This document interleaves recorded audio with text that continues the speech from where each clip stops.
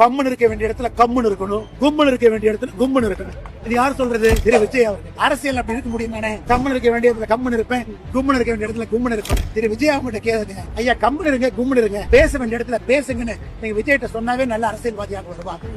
இவ்வளவு பிரச்சனை நடக்குது, இவ்வளவு சண்டைகள் நடக்குது. நான் பேசவே மாட்டேன், நான் வேடிக்கை மட்டும் பாப்பேனா? உங்களை நம்பி எப்படி மக்கள் ஆட்சி கொடுப்பாங்க? தப்பா தப்புன்னு சொல்லுங்க, சரியா சரின்னு சொல்லுங்க. ரோட்டுக்கு இந்த பக்கம் இருங்க அல்லது ரோட்டுக்கு இந்த பக்கம் இருங்க, நடுவுல நின்னா எப்படிங்க? வண்டி நடுவுல தானே.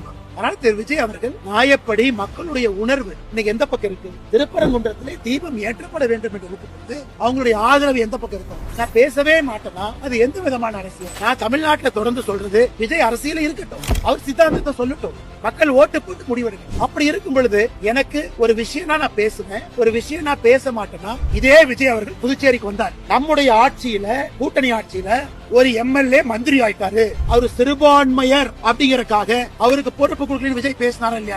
பேசினாரா இல்லையா? அன்னைக்கு சிறுபான்மையர் பேசின விஜய் திருப்பரங்குன்றத்துல பெரும்பான்மையருக்கு ஏன் பேசல? இதே புதுச்சேரிக்கு வந்து சிறுபான்மையர் எம்எல்ஏவா இருக்காரு, அவருக்கு பொறுப்பு கொடுக்காததற்கான காரணம் அவர் சிறுபான்மையர் பேசிய விஜய் அந்த பெரும்பான்மையர் மக்கள் துன்பத்தில் இருக்கும்போது ஏன் பேசல? ஆனா பாண்டிச்சேரி மக்களும் விஜய பார்த்துட்டு இருக்காங்க, பாண்டிச்சேரி மக்களுக்கு உண்மை தெரியும். அதனால் தேர்தல் களத்துல மோதுவோம், நியாயமான விஷயத்திற்கு ஒன்றாக இருப்போம் என்பதுதான் நான் திரு விஜய் அவர்களுக்கு சொல்லக்கூடிய ஒரு தாழ்மையான